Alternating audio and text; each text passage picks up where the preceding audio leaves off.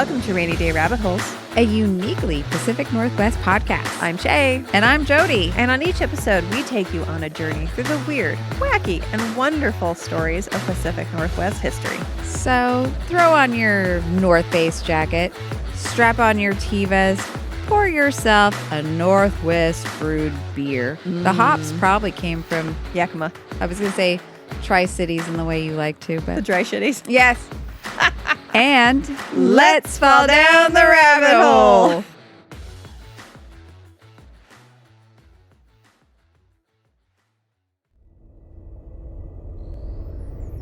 Before we get started, take a listen to this trailer for Fred Crisman, Cave of the Space Nazis, by friend of the pod, Brian Shickley.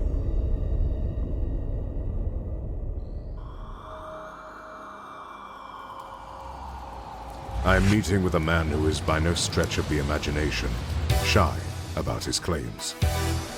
My name is Fred Crisman. I'm a real person. The Darrells must reign supreme. I'm in the business of collecting and archiving amazing stories. I think he's dead. Oh my God! Do you know what minerals the cave was composed of? 20% limestone and 80% space Nazi monsters! There is no I in team, but there is always a man in Crisman.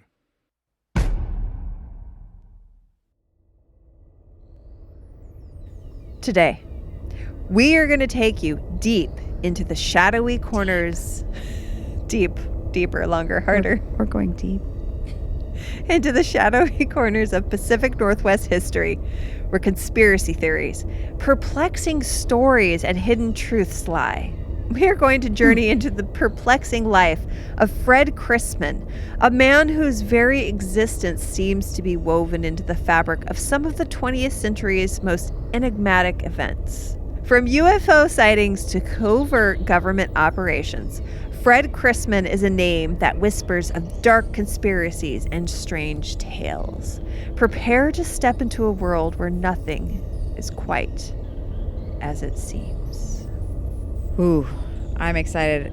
After our last episode, I cannot wait to dig into this. Yes, and I encourage everyone to go listen to last week's episode if you haven't already. Yes, this one might not be as fulfilling if you don't, because there's a lot of the information from the last episode that we'll be including in this one. And that episode is called Summer of Saucers, UFOs, and the Men in Black in Pacific Northwest.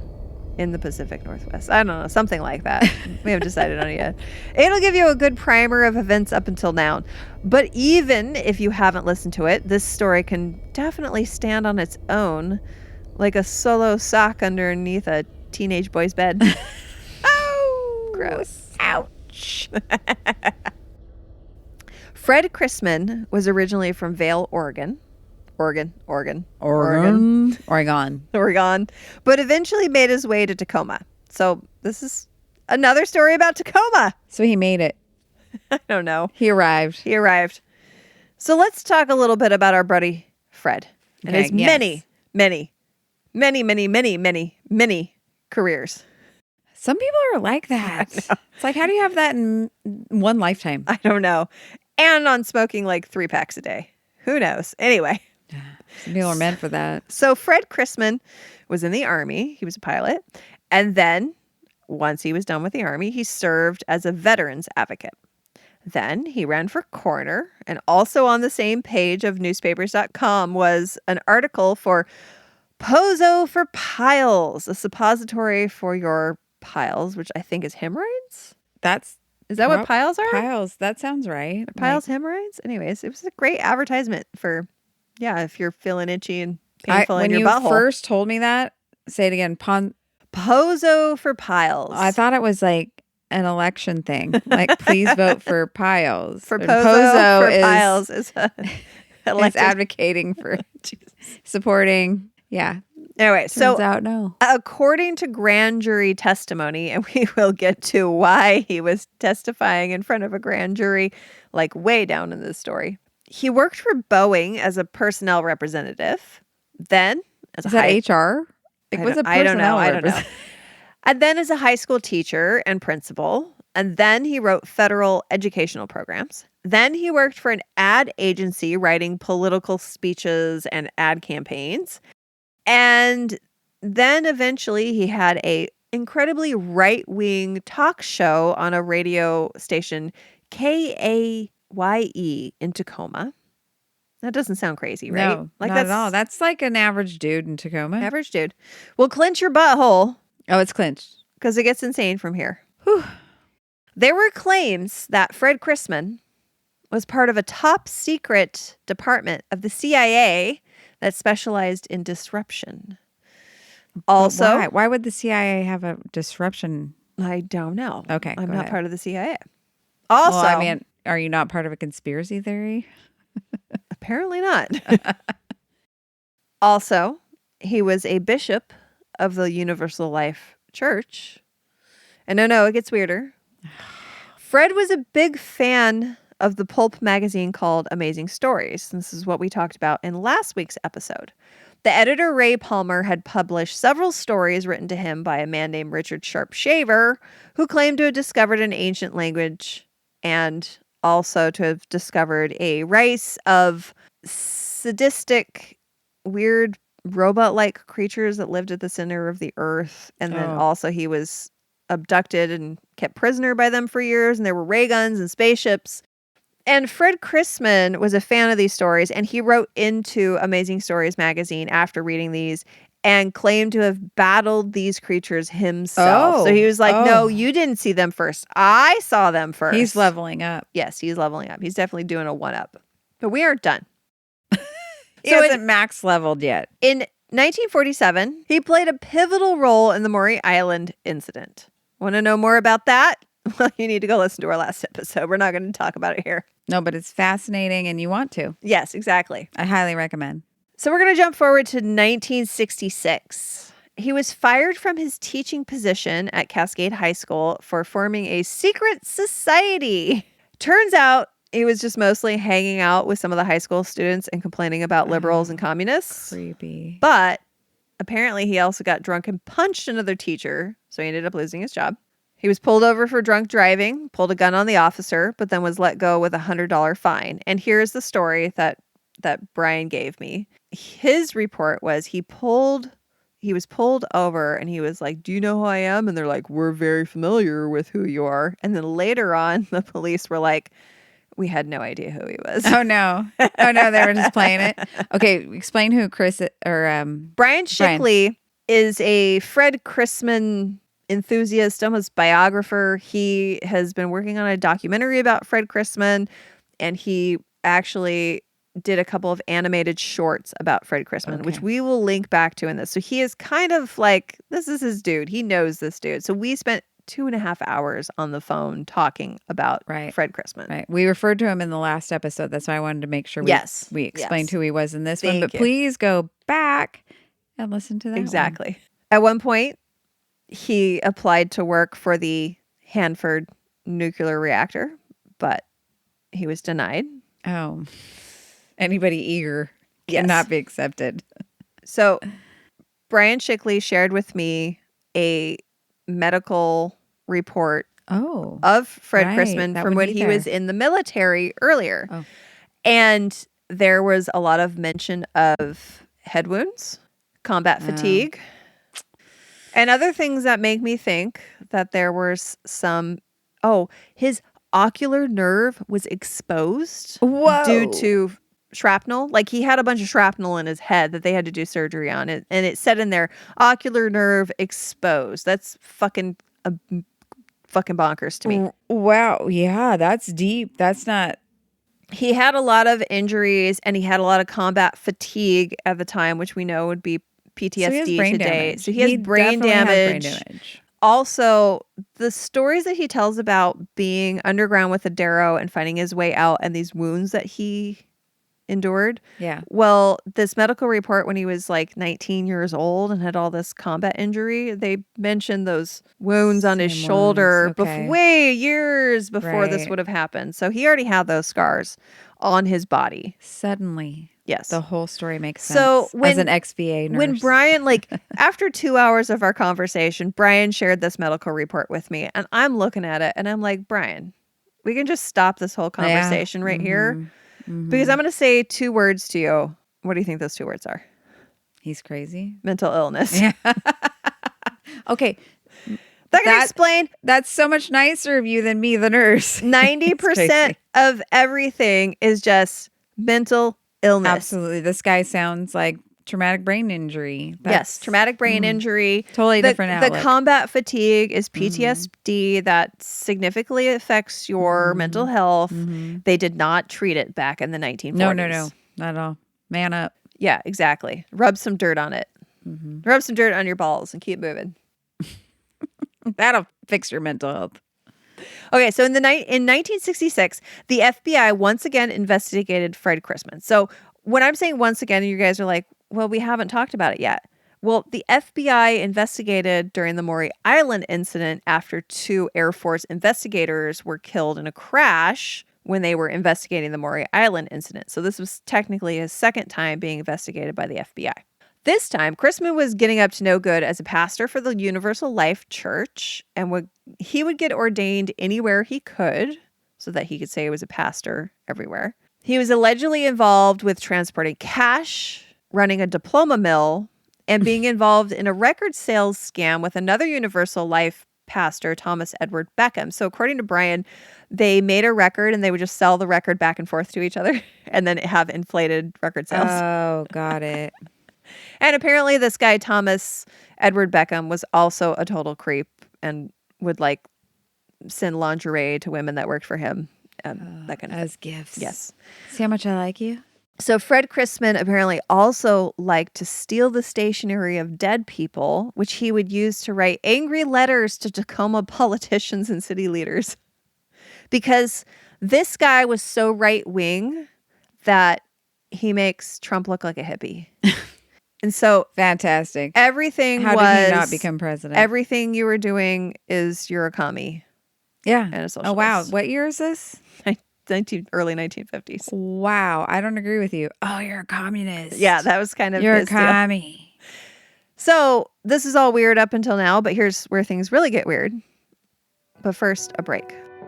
And if you're listening to this show, I think we can safely assume you're into some weird stuff.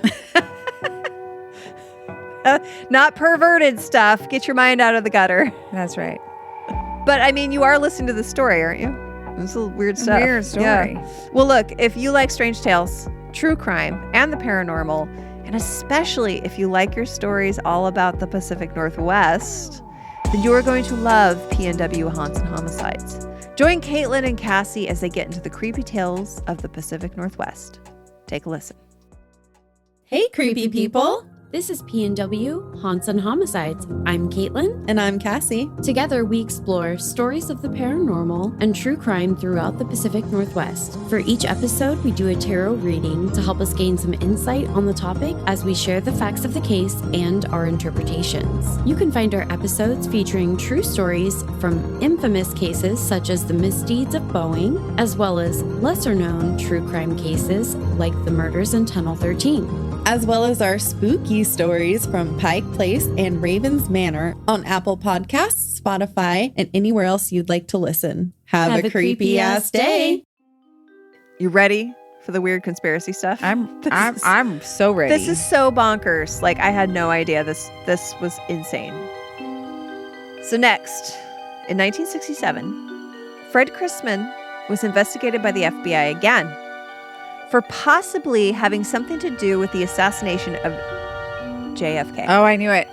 When you paused, I was like, JFK. So there's a picture of 3... Him and Ted Cruz's dad ran on it. Go ahead. Sorry. Interesting. So there is a picture of 3 tramps.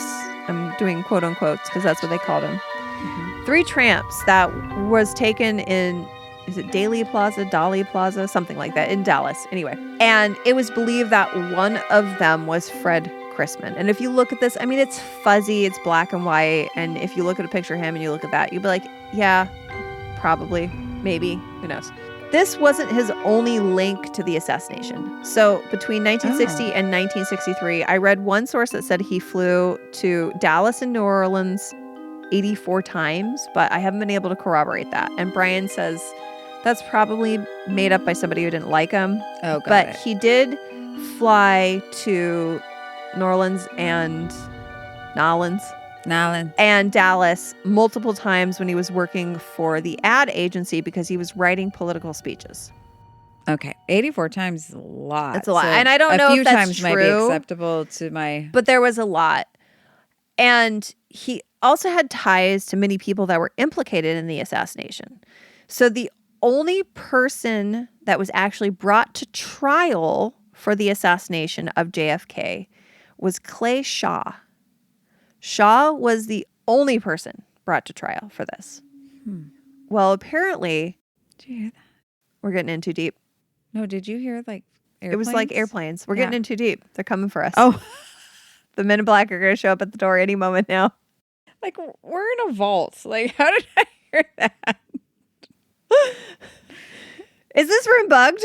Oh my gosh. I think we're bugged.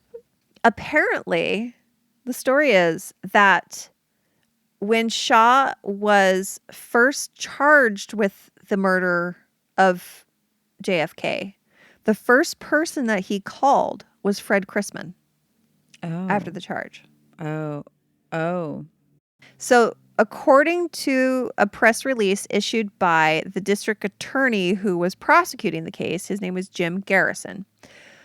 Mr. Crisman has been engaged in undercover activity for a part of the industrial warfare complex for years. His cover is that of a preacher and a person engaged in work to help gypsies. Oh my gosh. Yes. It's the 50s. Wait, a preacher 60s. and engaged in work to help gypsies. So according to Brian, Fred Crisman would like to brag that he was just doing things to help people, and he was just like helping those gypsies out. And I know gypsies is a derogatory term. Right. We are not saying it. We're just saying that's what he said. He also, was fond of calling people commies and liberals and stuff like that, and probably other derogatory right. I was going to say, terms, I think we could expand that list exactly with our imagination.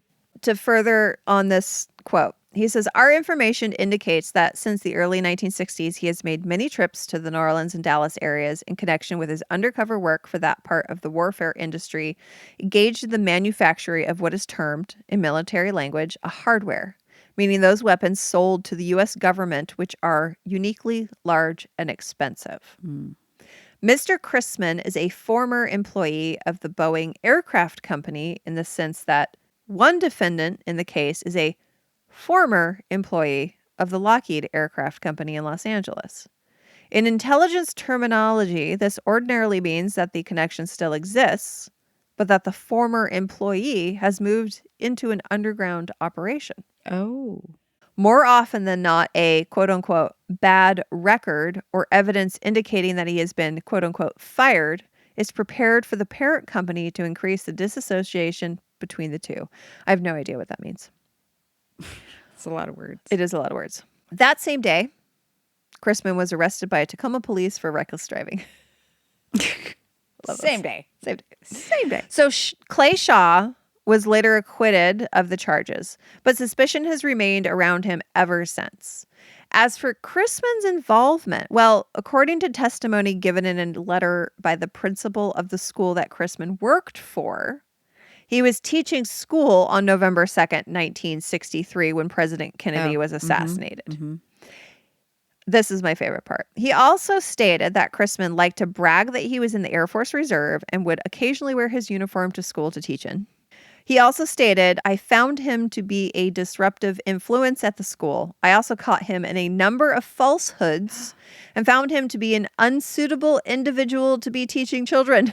Right. I was just thinking in my head, this is not a student. These descriptions should not keep going on and on. They should have ended at description 1. He is an unsuitable individual to be teaching children. Mm-hmm. Things are going to get weirder. Ah. Great. Was a maybe There seems to be no containment. JFK assassination thing. Yeah, this is where like my brain was starting to hurt, and I was like, I don't even know how to put the story together. You know what's interesting? If you look back at just the last couple of years with the QAnon stuff, I'm just like, they just rebreed this. Like They would have loved Crisman. they just seem to be like recycling stuff. Yes. So there's also some mentions of a possible link to the octopus conspiracy, which is the subject matter of the Octopus Murders documentary on Netflix. Mm-hmm. At one time, Crisman worked for the Riconosciuto. Wait, hold on. Let me do it with my very racist. I was gonna say, you better hand say that gesture. right. Riconosciuto advertising agency. Remember, we said he worked for an ad agency Mm-hmm. writing political speeches and campaign material. So the son of the agency head, Michael Riconosciuto, a Tacoma native. You like that? Michael is his first name. Michael R. helped to develop a software called Promise. That's PROMIS in all capital letters. But no E. No E. It was used by law enforcement to help, and this was the late 80s. It was helped by law enforcement to track connections between cases. He was involved in a whistleblowing scandal where he revealed that he had programmed a backdoor into the software so that the Justice Department could track certain individuals and implicated an associate of Ronald Reagan. Wow. But just 8 days after revealing this information to a jury, he was arrested for conspiracy to manufacture and distribute methamphetamine, which has been, by many people, think that that was a cover-up for this story. That's what I was going to say. Yeah. Where is the lie? Where's the cover-up? Where is this? So who's wrong in this crazy story on each side? Like, who's doing it? when I was having this conversation with Brian, he also said that Promise software, some people have linked to 9/11.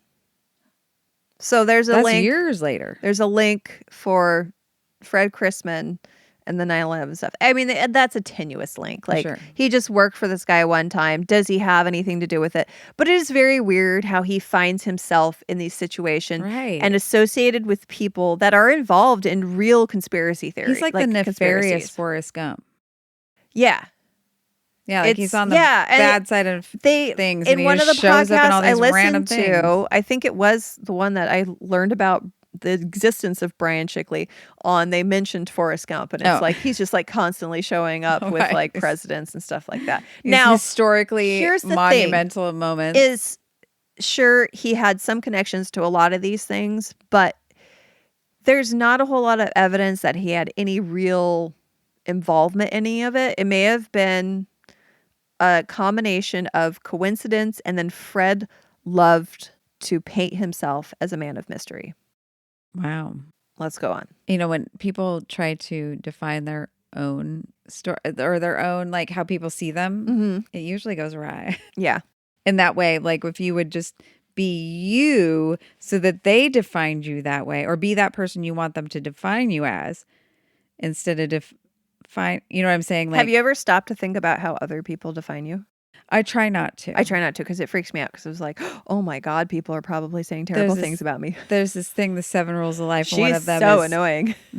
Other people's opinion of me is none of my business. Yes, thank you. That's one of my things. Unless I'm I mean, a little bit. Like I take some things like, okay, are you being an asshole? Okay, you should probably change that. Yes. Or did I actually do something that was terrible and I need to fix that? I need like, to tell me I not need to fix that. I don't want to be an harm asshole. people. I don't want to If hurt I anybody. annoy you because I speak out, fuck off. Right. Especially in this podcast. Right. Okay. All right. Now, Fred Crisman goes on to start a very wild right-wing radio program under a pseudonym John Gold. So one of his things that he would bitch about was he claimed that sensitivity training was communist brainwashing. And what year was this? Because This was like I don't know. Now. This is 50s and 60s. I know. You already told me. I'm just like stunned. Organizations. Well, he was very anti-communist. That this is like the Think about rhetoric I hear now. It is I know. crazy. Organizations like the PTA are part of the Communist Manifesto. He apparently. That's why you need Moms for Liberty to handle that situation. Oh God, no, they would love him. Don't let me get started on Moms for Liberty. He would love them. They would love him. He would love them. Apparently, he also liked to play Nazi war songs, promote anti-Semitic conspiracy theories, and also make anti-Black statements. He's a delight. He would be so welcome at I know. this time in certain circles. Yeah, he would have a radio station now. His son was quoted as saying, "He makes the John Birch Society look like a bunch of hippies." Oh my God. Which I had to look up the John Birch Society, but it is a far right-wing political advocacy group that some believe have helped shape the Republican Party of today and the Trump administration and the broader conservative movement. So basically, Trump might even be too liberal and free-thinking for this guy. Wow. So then he goes on to write a series of books. So one of them that is his most famous one is called Murder of a City, Tacoma.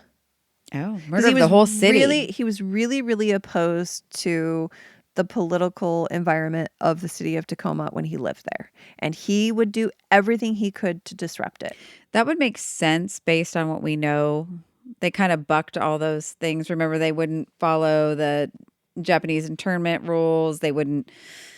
The prohibition was like very loosely, as long as you were not causing problems. It wasn't a thing. So I bet that he and his Law and Order.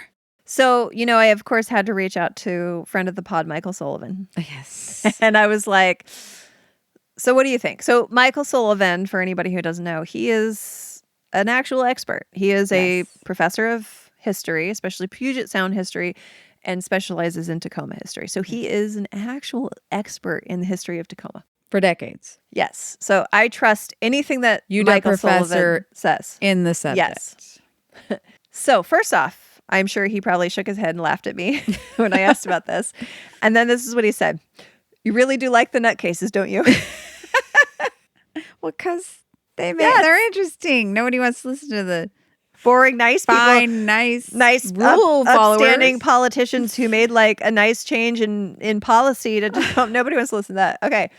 So at one point, Michael Sullivan reviewed Fred Crisman's book, and it's on his blog. Awesome.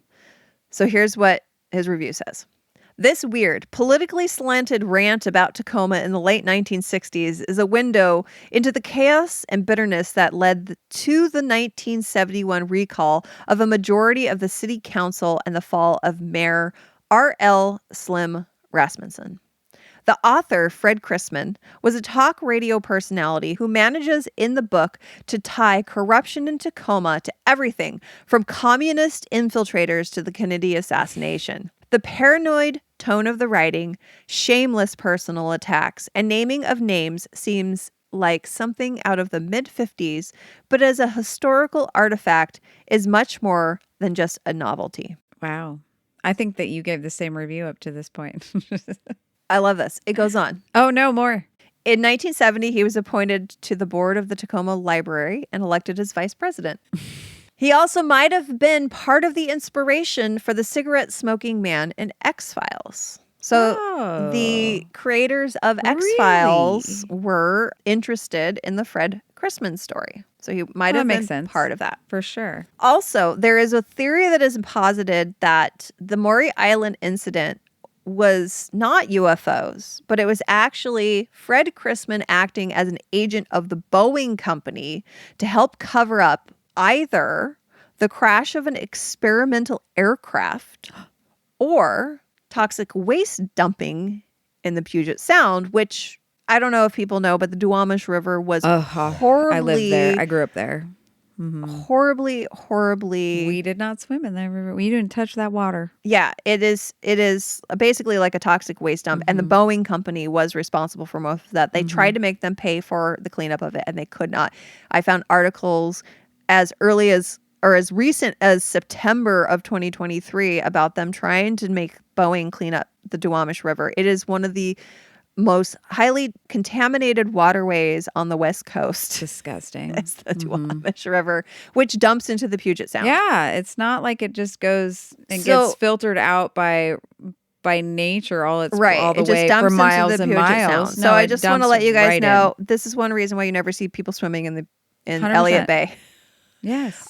So Brian Shickley said that he went to Maury Island and that on Maury Island there were just oil drums laying around. And that there is still some evidence of Boeing waste. Now, that is alleged. I'm not accusing anybody of anything, but the Puget Sound has been contaminated by many different industries for years. So it's probably being contaminated right now as we speak. But that is just a theory and it's alleged. We're not accusing anybody of anything, but there is a theory that is posited that Fred Crisman was helping Boeing cover up one of these things. Now, Brian this said story that there's sparks other people saying, "Oh yeah, I saw that too," and I did, yeah. It is just a theory. There's no evidence of that. Now, when I asked Michael Sullivan about Crisman, here is what Sullivan had to say, and he let me use this quote. That's great. And this is what sums up this whole story. It is 100% perfect. I've always been pretty dismissive of Crisman. At best, he was a person who liked the attention he got by making wild claims and being a talk radio personality. And at worst, he was a destructive sociopath who preyed on Tacoma during a very troubling time. Ironically, he has become the subject of fascination for pop culture conspiracy wonks. Us. Just kidding. Right? Probably something he would be very happy about. Oh, feeding in to the ego. So I'm sorry, Michael. We did feed into the conspiracy wonks. Your with comparison this. to Trump, though, that is... I mean, know. If you read that with his name on it, you'd say the same thing. I don't know. I think Trump would be a fucking hippie and a commie. The problem is he's got the power. You know what I mean? Crisman wanted the power. He's nothing to this country. He's a story in the past. Yeah. And, so I was when I was on this 2.5-hour conversation with Brian, he was sending me all this information about Crisman, just like so much information to the point where I hope Brian didn't think I was trying to rush him off the call, but I had overwhelm. Like, it was making my head spin. I didn't know how I was going to put it into the story. So hopefully the story kind of made sense. I don't know. Other than it was just a dump of information about this one person. So here's what we're going to do, you guys. At the end of June 21st and June 22nd, is the anniversary of the Men in Black Maury Island incident, right? So there is a Men in Black birthday bash in Des Moines, Washington, and I will link to get tickets to that. So on Friday the 21st, there's going to be a little UFO film festival and a dance party. And that's where you can meet people like Brian Shickley is going to be there. He's the animator that we've been talking about. Also filmmakers that made the Maury Island incident. There's going to be other podcasters there. So this is a fun event to come to if you want to mingle with people that talk about this stuff. Mm-hmm. And then on the 22nd is kind of the just party, where it's going to be at the Quarter Deck in Des Moines, which is a cute little wine bar. I love it. When I lived in Normandy Park, we would often go down to the Quarter Deck. It's right in the marina. It's beautiful. It's great. The theme is, of course, Men in Black. So they encourage you to either dress as a Men in Black or wear just black and white party attire. What if I came as an alien? They would appreciate that too. Mm-hmm. Yes, you could also dress as an alien. Could you dress as a piece of metal slag? My granddaughter got a pink sparkly alien yesterday. I'm thinking I could go perfect. With that. Well, Harold Dahl said that he saw donut-shaped flying objects. Could you just dress as a donut? Sure. And say, look, I don't know. Donut-shaped. I'm donut-shaped. I don't know. I feel like I might be assaulted during the night while people... Just kidding. They're hungry and they're drunk. They're licking the frosting off of you. So if you guys come to that, we are going to be there at least on the first night, the 21st, because we really want to see the films and we want to meet the people.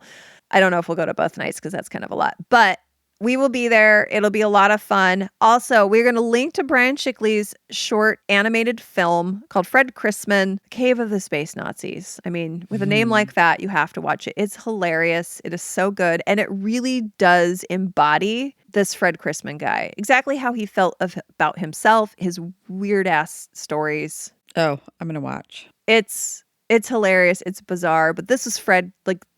Really does embody Fred, and kind of they do it in a great voice that really is probably how Fred thought about himself. And Brian mentioned he was like, imagine being the child of this person and what you had to deal with afterwards. I was like, oh man.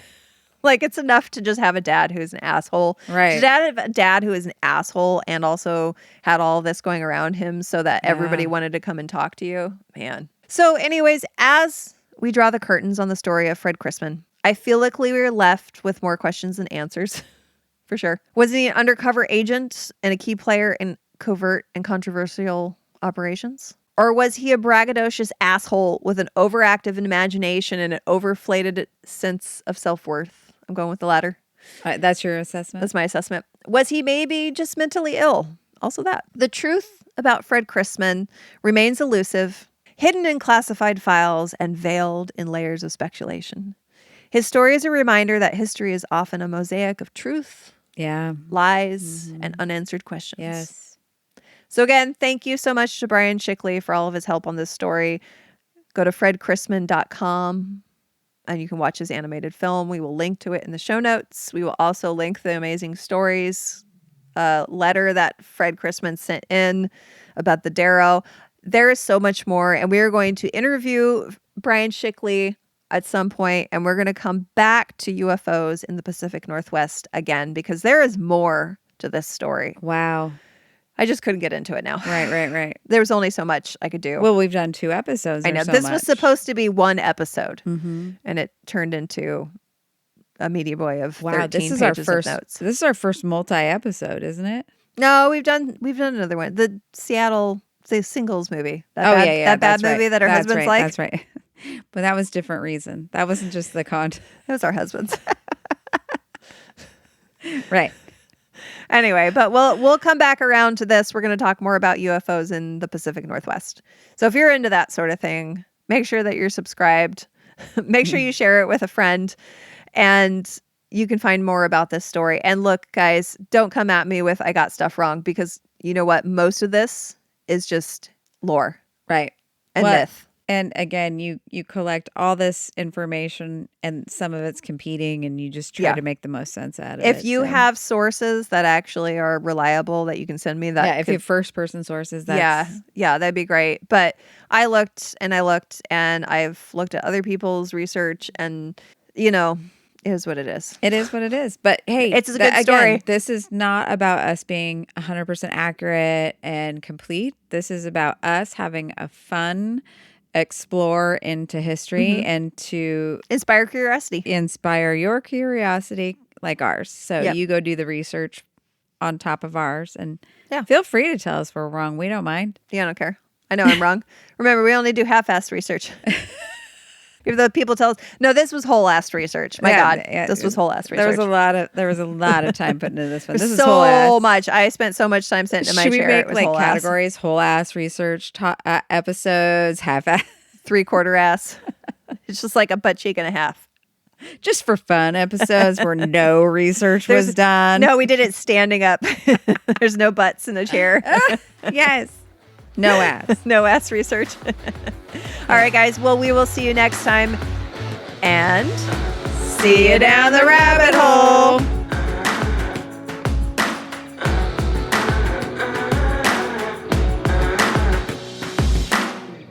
Rub some dirt on your balls and keep moving.